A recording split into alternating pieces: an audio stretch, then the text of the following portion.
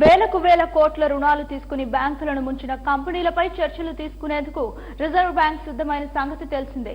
ముందుగా 4 కంపెనీలను కోర్టుకు ఇచ్చేందుకు బ్యాంకులు సిద్ధమవుతున్నాయి. అందుకు ల్యాంకో ఇన్ఫ్రా కూడా ఉంది. వేల కోట్ల రుణాలుగా తీసుకుని బ్యాంకులను ముంచిన 12 కంపెనీలను ఆర్బీఐ ప్రకటించిన సంగతి తెలిసిందే.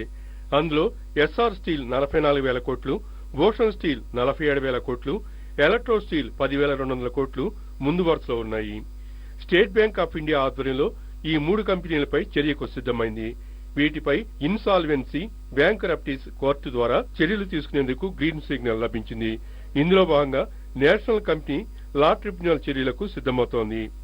ఈ 3 కంపెనీలు బ్యాంకులకు లక్షల కోట్లకు పైగా బకాయి పడ్డ నేపథ్యంలో వీరికి 270 రోజుల వ్యవధి ఇస్తారు. 3 నెలల సమయంలో రుణాల చెల్లింపు, రుణ పునర్వ్యవస్థీకరణ జరగకపోతే బ్యాంకులు కంపెనీ ఆస్తులను జప్తీ చేసుకుంటాయి. దీనివల్ల ఏమవుతుందంటే ఈ రీస్ట్రక్చరింగ్ వల్ల లాస్ట్ 1 to 2 years లో చాలా కంపెనీలు వాళ్ళ అసెట్స్ ని అమ్మటం మనం చూసాం. Like for example SR group వాళ్ళ రిఫైనరీని, జయప్రకాష్ అసోసియేట్ వాళ్ళ సిమెంట్ ప్లాంట్లని, మొన్న మనం చూస్తే ఈవెన్ జీవీకే వాళ్ళ బెంగళూరులో ఎయిర్పోర్ట్ స్టేక్ అమ్మారు. దానికి ముందు జిఎంఆర్ వాళ్ళ పవర్ అసెట్స్ అమ్మారు. సో ఎవరైతే ఎక్కువ అప్పులు ఉన్న గ్రూప్స్ ఉన్నాయో వాళ్ళంతా మీరు ఖచ్చితంగా పే చేయాల్సిందని ఆర్బీఐ అండ్ గవర్నమెంట్ ఫోకస్ చేసి ఉన్నారు. కాబట్టి వాళ్ళు ఆల్రెడీ ఉన్న అసెట్స్ అమ్మి అప్పులు తగ్గించుకోవడానికి ప్రయత్నిస్తున్నారు. ఆ డీలివరేజింగ్ ప్రాసెస్ అవుతుంది.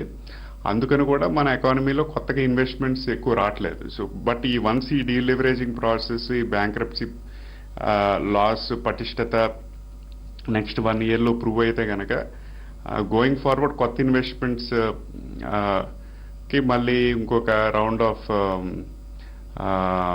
ఇంట్రెస్ట్, కార్పొరేట్ ఇంట్రెస్ట్ వచ్చే ఛాన్స్ ఉందన్నమాట. So to an extent banking సంస్థల్లో పిఎస్యు బ్యాంక్స్ ఎక్కువ కార్పొరేట్ సంస్థలకి డబ్బులు ఇచ్చాయి. సో అక్కడ ఎక్కువ ప్రాబ్లం ఉంది.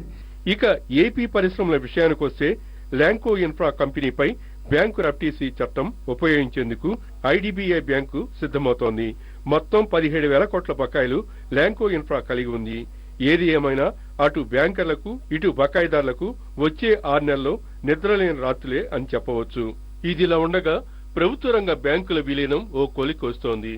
ప్రభుత్వ రంగ బ్యాంకులన్నింటినీ 4 పెద్ద బ్యాంకులుగా విలీనం చేసేందుకు రిజర్వ్ బ్యాంక్ చర్యలు చేపట్టిన సంగతి తెలిసిందే.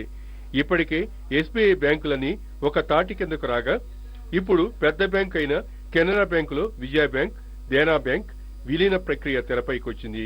ఆగస్టు తర్వాత ఈ ప్రక్రియ ప్రారంభమవుతుందని కేంద్ర ఆర్థిక శాఖ తెలిపింది.